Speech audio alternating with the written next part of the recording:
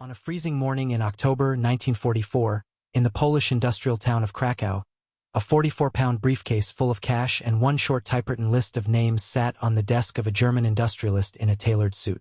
The list was 8 pages long. It contained, in single-spaced columns, the names of 1,200 Jews. The cash was for the SS. The list was for the train. The industrialist had spent the previous 3 months bribing, flattering, lying, and threatening every official he could reach in occupied Poland, in order to get permission to move what the SS classified as Jewish slave labor from one wartime industrial site to another.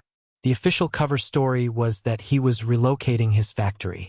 The actual situation, which everyone in the room understood, was that he was attempting to remove 1,200 people from the path of an extermination program that, by the autumn of 1944, was killing the surviving Polish Jews at a rate of approximately 10,000 a week. His name was Oskar Schindler. He was a member of the Nazi Party. He was an agent of German military intelligence.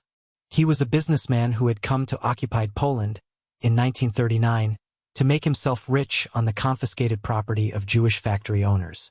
He was also, by that morning in 1944, the most unlikely rescuer of the Holocaust. What he did between 1943 and 1945 would, 50 years later, become the subject of a novel by Thomas Keneally, a film by Steven Spielberg, and a household phrase in 3 languages, Schindler's List. What he did before 1943 is the part that is rarely told, and is the part that makes the story strange.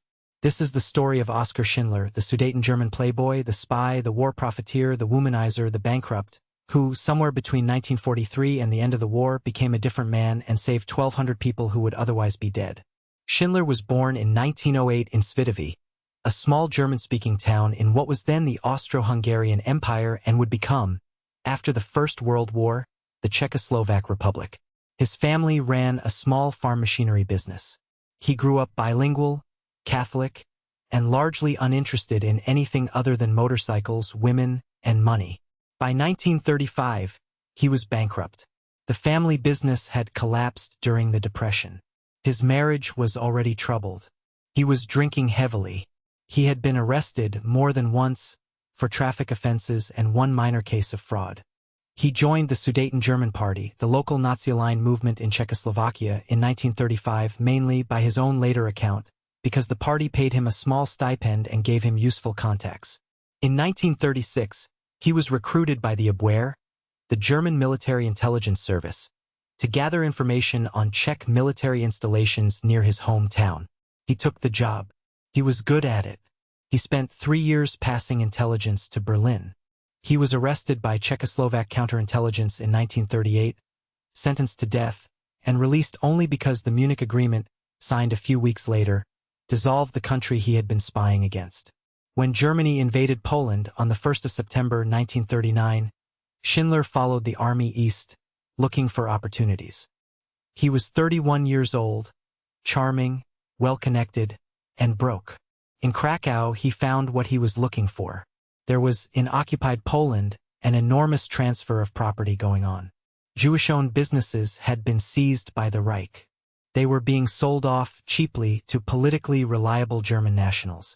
Schindler, with his party membership card and his Abwehr contacts, was a politically reliable German national. He selected a bankrupt enamelware factory in the Kraków suburb of Zablocki, took it over from its dispossessed Jewish owner, and renamed it Emalia. He hired Jewish labor because Jewish labor under the Nazi regulations cost almost nothing. The workers were paid not in wages but as forced labor, and the wage allowance was paid directly to the SS. Schindler kept the profit margin. In 1940, he was making money for the first time in his life. He bought a chauffeured car. He acquired a mistress. He sent expensive gifts to his contacts in the SS and the Wehrmacht. He was, in every measurable sense, a successful Nazi war profiteer. And then, around the autumn of 1943, something changed. What changed it exactly, no historian has been able to pinpoint. Schindler himself, in interviews after the war, gave several different answers, none of which entirely added up. He spoke of having watched, from a hillside above the Kraków ghetto in March 1943, as the SS liquidated the population. He spoke of seeing a small girl in a red coat, a detail Spielberg later borrowed for his film. He spoke of having reached, that day, a point where he could not, in his own phrase, be a German anymore in the way the Germans wanted. What we can document is what he started doing afterwards. The Emalia factory, by mid-1943, was producing not just enamelware but also munitions, small artillery shells. This made it, technically, a war-essential industrial facility, which meant that the SS would extend special protections to its workforce. Schindler began to use that fact, with deliberate cynicism, to acquire workers he did not need. He bribed his way to the heads of the local concentration camp commandants. He requested specific names. He requested the wives, then the children, then the elderly relatives of his existing workers. The SS would extract these people from the Plazow concentration camp, where they would otherwise have been sent to the gas chambers at Auschwitz, and transfer them to Schindler's factory. The factory could absorb them on paper as essential war workers. In practice, many of them were too old or too young or too ill to operate machinery. Schindler kept them on the payroll anyway. He fed them. He housed them. He made sure their names appeared in the official records as productive labor. He spent, by his own estimate after the war, more than 4 million Reichsmarks on bribes to the SS and on food and clothing for his workers. He spent, in other words, every Reichsmark he had ever earned in Poland. In October 1944, with the Red Army advancing from the east and the SS preparing to liquidate the surviving Jewish prisoners in Poland, Schindler approached the camp commander at Plazow, a notorious sadist named Amon Goth, with a request to transfer his entire workforce, 1,200 men, women, and children, to a new munitions plant he had bought in his home region of Brunlitz, in what is now the Czech Republic. This was the moment of the list. The names were typed onto 8 pages of foolscap by a Jewish factory accountant named Mayatek Pemper, working through the night. The list included Schindler's most skilled workers. It also included Pemper's own family. It included children. It included an elderly rabbi. It included people who, by no defensible industrial logic, could be useful in a munitions plant. Schindler signed it, paid the bribes, and presented it to Goth.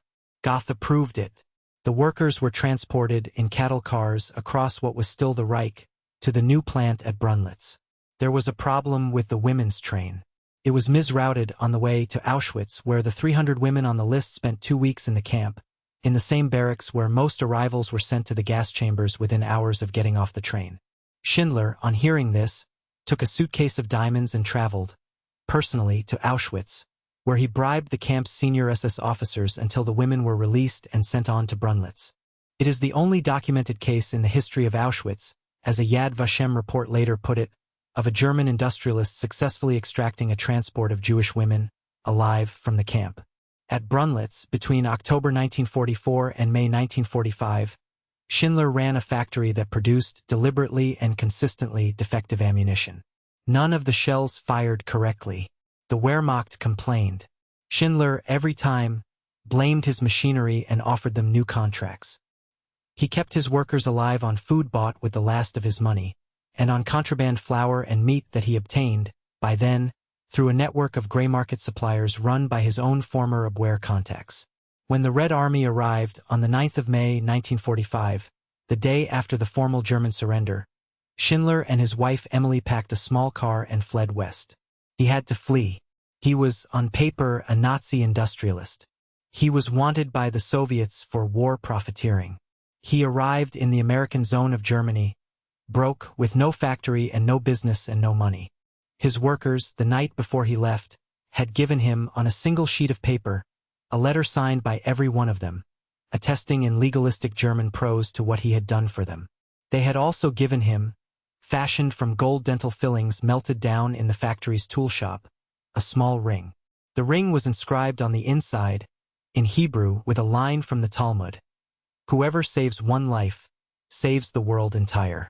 Schindler never lost the ring. He wore it for the rest of his life. What he did with the rest of his life, however, is the part that the film does not show. He failed at every business he tried. He went bankrupt again in Argentina in 1958. His marriage collapsed. He returned to Germany. He lived, for the last 15 years of his life, on small monthly payments from the Jewish Joint Distribution Committee, which had been organized by his former workers. He died in 1974 of liver failure, in a small flat in Frankfurt. He was 66. He was buried at his own request on Mount Zion in Jerusalem. He is, as far as is known, the only member of the Nazi Party ever to be granted this honor. The funeral procession to his grave was made up, almost entirely, of the people he had saved, and the children and the grandchildren who would not have been born without him. He had, by then, on paper, descendants.